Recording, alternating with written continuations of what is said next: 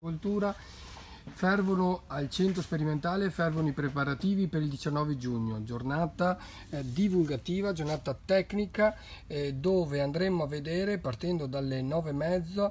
tutte le prove sperimentali che il centro ha organizzato nel settore orticolo, per poi seguire con la parte squisitamente più tecnica alle 11:30 con diversi relatori molto autorevoli. Si parte dai saluti di indirizzo del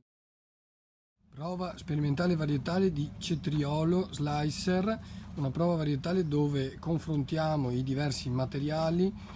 andando a osservare le diverse produzioni quantitativi, ma non solo, ma anche e soprattutto direi qualitative, quindi l'aspetto estetico del frutto, la colorazione, la spinatura,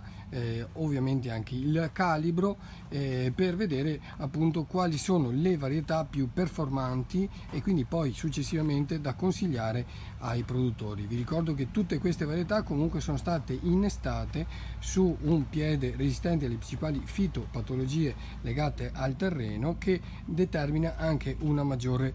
vigoria, e vi ricordo che il portinnesto utilizzato in questo caso è una zucca interspecifica. Ok, adesso siamo nella serra dedicata alla prova sperimentale varietali di melanzana. Abbiamo due campate, quella di destra è la prova di melanzana lunga e quella di sinistra è una prova varietale di melanzana ovale. Sono tutte varietà comunque che sono state innestate sul Solanum torvum, e poi, se riuscite, spero vivamente che possiate esserci il 19 giugno per vedere le prove, potete vedere anche la differenza, come in questo caso a sinistra vedete le piante innestate sul torvum e a destra vedete le piante franche. Si può osservare che differenza c'è di altezza, e quindi poi la si trova questa differenza soprattutto quando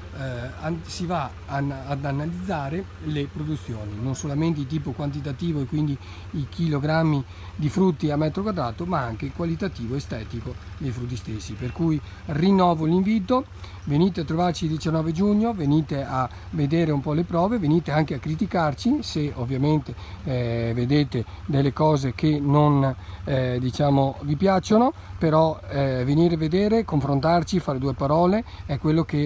ci interessa. E un altro consiglio: iscrivetevi pure all'incontro tecnico, al convegno del 19 giugno, basta andare sul sito aziendale di Veneto Agricoltura per farlo, che così monitoriamo, controlliamo quanti di voi vengono a trovarci. Grazie mille di tutto e buona giornata.